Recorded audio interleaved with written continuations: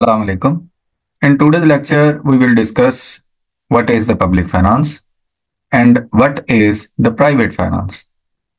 Public finance is the study of government's revenue and expenditure, whereas private finance is the study of an individual's income and expenditure.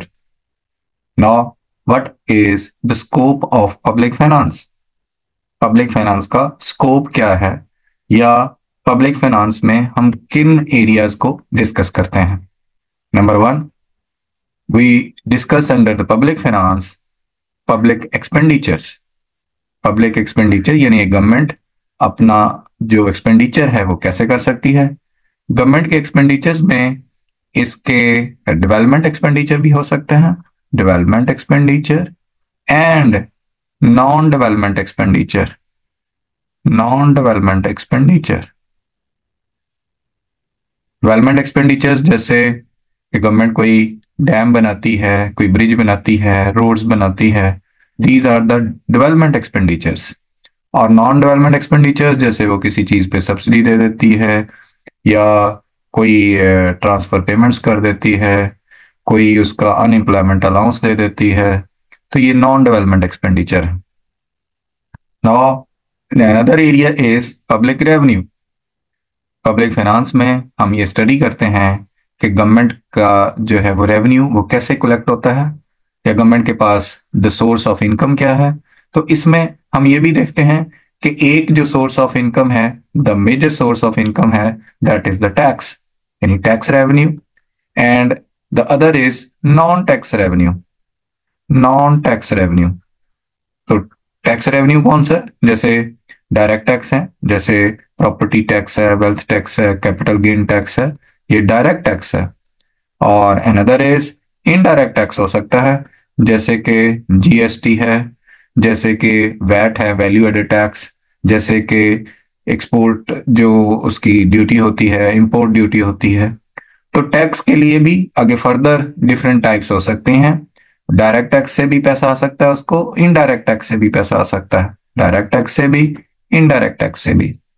और non tax revenue जैसे government किसी चीज की फी लेती है या कोई फाइन लेती है या गवर्नमेंट ने कोई और अपना कोई जो प्रॉपर्टी है वो लीज पे दे रखी है या वो प्राइवेटाइज करती है, अपनी जगह को बेच देती है, तो ये सारे उसके नॉन टैक्स रेवेन्यू हैं।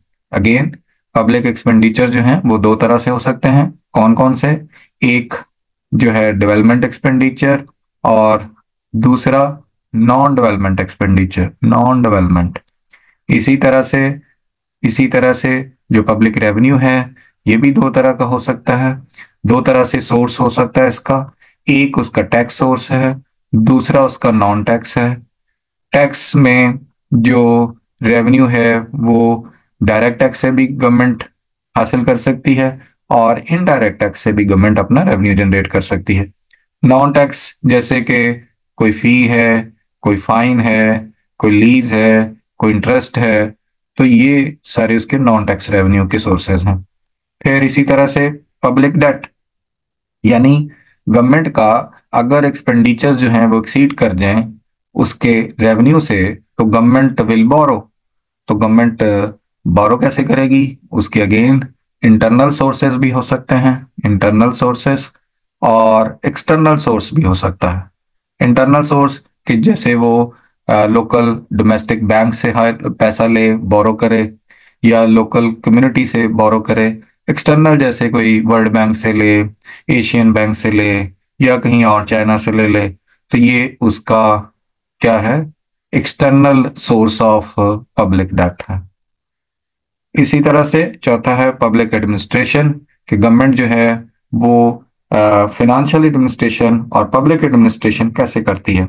पब्लिक एडमिनिस्ट्रेशन को आप फिनेंशियल एडमिनिस्ट्रेशन भी कह सकते हैं कि आप ये जो पैसा है इसको मैनेज कैसे करते हैं और उसको कैसे जो मुख्तलिफ जगहों पे, मुख्तलिफ प्रोजेक्ट्स पे कैसे इसको लगाते हैं। ये सारा जो स्टडी है इसको कहते हैं पब्लिक एडमिनिस्ट्रेशन। तो स्कोप ऑफ पब्लिक फाइनेंस में चार मेजर एरियाज हैं। एक है पब्लिक एक्सपेंडिचर, फिर है पब्लिक रेवेन्यू, फिर है पब्लिक डेट, और फिर है पब्लिक या फिनेंशियल एडमिनिस्ट्रेशन। नेक्स्ट है कि क्या सिमिलरिटीज हैं पब्लिक और प्राइवेट फाइनेंस में। जैसे अभी हमने कहा कि पब्लिक फाइनेंस इस चीज की स्टडी है कि गवर्नमेंट अपना रेवेन्यू कैसे जनरेट करती है और उसे किस तरह से डिफरेंट हेड्स पे लगाती है, जबकि प्राइवेट फाइनेंस ये है कि एक आम आदमी अपनी इनकम को कैसे जनरेट करता है और उसको मुख्तलिफ चीज़ों के लिए कैसे उसको स्पेंड करता है। तो ये प्राइवेट फाइनेंस है। इन दोनों में क्या सिमिलरिटीज हो सकती हैं, क्या कॉमन चीजें हैं? तो जैसे both try to balance their income and expenditure, government as well as the private जो पार्टीज हैं या इंडिविजुअल्स हैं, they want to balance their income. वो नहीं चाहते कि इसमें गैप आए या किसी से कोई बोरो करना पड़े। तो दोनों जो हैं वो अपनी इनकम और एक्सपेंडिचर्स को बैलेंस रखना चाहते हैं। फिर क्या है, both try to maximize the benefits by using available resources. दोनों अपने रिसोर्सेज को इस तरह से इस्तेमाल करना चाहते हैं कि उससे मैक्सिमम बेनिफिट जनरेट हो। तो ये भी एक सिमिलरिटी है पब्लिक और प्राइवेट फाइनेंस की। फिर है कि both the states and individuals at time have to depend on borrowing when their expenditures are greater than incomes। दोनों अगर उनको किसी तरह का ऐसे गैप आ जाए, यानी उनकी इनकम या रेवेन्यू जो है वो डिक्रीज हो जाए, किससे कम हो, किससे उनके जो एक्सपेंडिचर से, या एक्सपेंडिचर जो है वो एक्सीड कर जाए उनकी इनकम से, तो इस गैप को फिल करने के लिए बोथ विल बोरो, कि उनको किसी ना किसी तरीके से उस गैप को फिल करना है, तो वो क्या करेंगे, बोरो करेंगे। फिर चौथा है कि दोनों को रिसोर्सेज का जो स्कार्सिटी से वास्ता पड़ता है, और दोनों के लिए एक ये मसला है कि रिसोर्सेज जो होते हैं in comparison of their wants और जो उनके एम्स वो कम होते हैं। तो दोनों के लिए स्कार्सिटी ऑफ रिसोर्सेज एक इशू होता है। फिर से देखें, दोनों जो हैं गवर्नमेंट और एक इंडिविजुअल अपने इनकम और एक्सपेंडिचर को बैलेंस करना चाहते हैं। दोनों इस तरह से पैसे का, रिसोर्सेज का यूज करना चाहते हैं कि मैक्सिमम बेनिफिट हो। दोनों जो हैं अगर किसी गैप का शिकार हो, यानी एक्सपेंडिचर एक्सीड कर जाए इनकम से, तो बोरो करते हैं। फिर दोनों के रिसोर्सेज जो होते हैं वो उनकी वांट्स या एम से कम होते हैं। फिर है differences between public and private finance. एक पब्लिक फाइनेंस और प्राइवेट फाइनेंस में क्या डिफरेंस होता है? Number 1, adjustment of income and expenditure. जो एक इंडिविजुअल होता है वो पहले अपनी इनकम को देखता है और इनकम के अकॉर्डिंग अपने एक्सपेंडिचर को करता है। यानी अगर एक इंडिविजुअल है, उसकी इनकम 1 लाख है, तो वो ये चाहेगा कि जो उसके एक्सपेंडिचर हैं वो उसी 1 लाख के जो उस स्लैब में रहें, वो इसके एक्सपेंडिचर एक्सीड ना कर जाए उसकी इनकम से। तो वो पहले अपनी इनकम को देखता है और बाद में अपने एक्सपेंडिचर्स को करता है। गवर्नमेंट जो अपने स्पेंडिंग करती है, तो वो पहले ये देखती है कि उसने अगले साल में, या अगला साल यानी उस बजट के लिए, बजट कौन सा पीरियड होता है? बजट 1 साल के लिए होता है, जिसको आपको फिस्कल ईयर कहते हैं। जैसे पाकिस्तान में ये फिस्कल ईयर है 1 जुलाई से 30 जून नेक्स्ट ईयर तक। तो गवर्नमेंट अपना बजट बनाते हुए क्या देखती है? पहले वो देखती है, हर मिनिस्ट्री से पूछती है कि नेक्स्ट ईयर आपके कहाँ कहाँ कितनी स्पेंडिंग है, क्या क्या आपके प्रोजेक्ट चल रहे हैं, आपको टोटल कितना पैसा चाहिए। तो वो हर मिनिस्ट्री से उसने ये कैलकुलेशन की कि आपकी स्पेंडिंग क्या होगी। फिर उसको एक अच्छे तरीके से स्क्रूटनी होती है और उसमें कोई कट लग जाता है, और उसके बाद उसने फाइनल किया कि टोटल हमें नेक्स्ट ईयर के लिए सपोज इतने बिलियंस चाहिए। अब उतने बिलियंस को पूरा करने के लिए वो फिर देखती है कि पैसा कहाँ से आएगा। यानी पहले उसने अपने एक्सपेंडिचर को कैलकुलेट किया और फिर उसके अकॉर्डिंग उसने इनकम जनरेट करने के लिए सोर्स ढूंढना शुरू किया। फिर उसने कहा जी कि ये वाला पैसा तो हम, ये वाला टैक्स लगाएंगे, डायरेक्ट टैक्स वहां से आएगा। फिर यहाँ से हम इनडायरेक्ट टैक्स लगाएंगे, ये पेट्रोल पे लगाएंगे, ये बिजली पे लगाएंगे, इतना पैसा जो है वो यहाँ से जनरेट होगा। और इस तरह से ये जो बजट की जो कैलकुलेशन है, एक्सपेंडिचर्स हैं, वो पूरे होंगे। फिर भी वो पूरे ना हो रहे हो तो फिर वो कहती है जी कि इतना पैसा हम बोरो कर लेंगे किसी फलां बैंक से या फलां जगह से। तो आपने पहले क्या देखा? पहले आपने अपने एक्सपेंडिचर्स को देखा और बाद में आपने ये देखा कि इनकम कहाँ से जनरेट होगी। जबकि एक इंडिविजुअल का जो कैलकुलेशन है वो उल्टी होती है। वो पहले अपनी इनकम को देखता है और उसके अकॉर्डिंग अपने एक्सपेंडिचर करता है। नेक्स्ट है इसके बजटिंग। जो गवर्नमेंट का बजट होता है, जैसे अभी हमने कहा, वो एक साल के लिए होता है।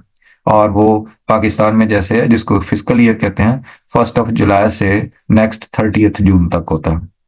जबकि इसके मुकाबले में जो एक इंडिविजुअल का बजट है, वो अगर कोई सैलरीड पर्सन है तो वो 1 मंथ के लिए होता है। या किसी की अगर आवर्स में सैलरी आती है तो वो उस उतने आवर्स का बजट बनाएगा। एक जो मजदूर है जो रोज की बेस पे काम करता है, तो उसका वो एक दिन का बजट होता है। तो गवर्नमेंट का बजट जो होता है वो एक साल के लिए होता है, जबकि इंडिविजुअल का बजट एक साल के लिए नहीं होता। वो या तो एक मंथ के लिए होता है, ज्यादातर जिनकी सैलरीड पर्सन है एक मंथ के लिए होता है, या फिर उससे एक दिन के लिए होगा, इस तरह से। बोरविंग, दोनों बोरो करते हैं, लेकिन जो गवर्नमेंट की बोरविंग होती है वो इंटरनल और एक्सटर्नल दोनों हो सकती है। यानी एक्सटर्नल, सपोज वो वर्ल्ड बैंक से, एशियन डेवलपमेंट बैंक से, किसी और बैंक से पैसा ले रहा है, तो वो एक गवर्नमेंट की सतह पर बोरविंग है। जो इंडिविजुअल है उसके लिमिटेड बोरविंग है। जैसे वो डोमेस्टिक, मसलन या तो वो अपने किसी करीबी जाने वाले से उधार लेगा, या फिर ज्यादा से ज्यादा क्या होगा, किसी कमर्शियल बैंक से ओवर ड्राफ्टिंग कर ली, या उसने कोई क्रेडिट कार्ड इशू करवा लिया। तो इस तरह की बोरविंग होती है एक इंडिविजुअल की। फिर है डेफिसिट फाइनेंसिंग। जो गवर्नमेंट है, समटाइम्स वो अपने डेफिसिट को फाइनेंस करने के लिए क्या करता है, जो स्टेट बैंक है या सेंट्रल बैंक है उस मुल्क का, वो नोट या करेंसी इशू कर लेता है, नोट इशुएंस कर लेता है। लेकिन एक प्राइवेट बंदा वो कोई भी नोट जारी नहीं कर सकता। फिर डिफरेंट ऑब्जेक्टिव्स। जो आपके इंडिविजुअल होता है उसके ऑब्जेक्टिव और वो जो एक गवर्नमेंट होती है उसके ऑब्जेक्टिव में डिफरेंस होता है। जो इंडिविजुअल का ऑब्जेक्टिव होता है वो बड़ा लिमिटेड सा उसका स्कोप होता है, जबकि गवर्नमेंट के ऑब्जेक्टिव्स बड़े बड़े होते हैं कि ये डैम बनाना है, ये हमने पुल बनाना है, डैम, या हमने ब्रिज बनाना है, ये सड़क बनानी है। और फिर हर गवर्नमेंट के अकॉर्डिंग उन ऑब्जेक्टिव्स में भी चेंज आती रहती है। एक इंडिविजुअल का ऑब्जेक्टिव ज्यादा से ज्यादा को लिमिटेड हो सकता है कि ये घर बनाना है, या ये मैंने इस एक फैक्ट्री का ये वाला विंग लगाना है, ये ऐसे करना है, या ये एक्सपेंशन करनी है। तो बहुत बड़े बड़े ऑब्जेक्टिव्स नहीं होते ना। सीक्रेसी, आमतौर पर जो एक आम इंडिविजुअल होता है वो अपने इनकम को और अपने एक्सपेंडिचर को सीक्रेट रखता है, और उस तरह से वो ओपन नहीं कर रहा होता, अपने सोर्स ऑफ इनकम नहीं बता रहा होता। लेकिन गवर्नमेंट को अगर वो कोई काम कर रही होती है तो उसको एक ओपन, उस तरह से इन जनरल ओपन रखना पड़ता है। जैसे आप देखते हो कि अगर एक गली भी बन जाए तो उसके पर पूरी एक तख्ती लगी होती है ना, अब ये इसने इतने बजट के बाद इसको बनाया। Provision of the future, provision for the future. जो गवर्नमेंट होता है आमतौर पर उसमें फ्यूचर का प्रोविजन भी रखता है कि मसलन अगर 5 साल के बाद इसमें इतनी एक्सटेंशन हो सके, 10 साल के बाद इसमें इतनी एक्सटेंशन हो सके। आम आदमी प्रोविजन रखता है, लेकिन वो फिर अगेन लिमिटेड होती है। मसलन आपने एक सिंगल स्टोरी घर बना लिया, प्रोविजन रख ली कि जी हमने इसको डबल कर लेंगे कोई 3-4 साल बाद। गवर्नमेंट की जो प्रोविजन होती है वो बड़ी बड़ी प्रोविजंस होती हैं। मसलन 5 साल के बाद इतनी एक्सटेंशन आएगी तो हम इस जो रोड को 3 लेन की बजाय 6 लेन का कर देंगे, और 6 लेन की बजाय 9 लेन का कर देंगे, और आबादी में इतना इजाफा आएगा तो उसके लिए ये करेंगे। तो ये एक प्रोविजन फॉर द फ्यूचर जो है वो गवर्नमेंट की एक बड़े लेवल की होती है। ये हमारा आज का लेक्चर था, छोटा सा टॉपिक था कि पब्लिक फाइनेंस क्या होता है और प्राइवेट फाइनेंस क्या होता है, उसमें सिमिलैरिटीज क्या होती हैं और उसमें डिफरेंसेस क्या होते हैं। जैसे हमने कहा कि पब्लिक फाइनेंस क्या है, वो गवर्नमेंट की एक्सपेंडिचर और रेवेन्यू की स्टडी है। प्राइवेट फाइनेंस क्या है, वो एक इंडिविजुअल की इनकम और एक्सपेंडिचर की स्टडी है। तो इसमें कुछ सिमिलरिटीज भी थी और इसमें कुछ डिफरेंसेस भी थे। ये सारा आज हमने पढ़ा। फिर किसी और लेक्चर के साथ हाजिर होंगे। अल्लाह हाफिज।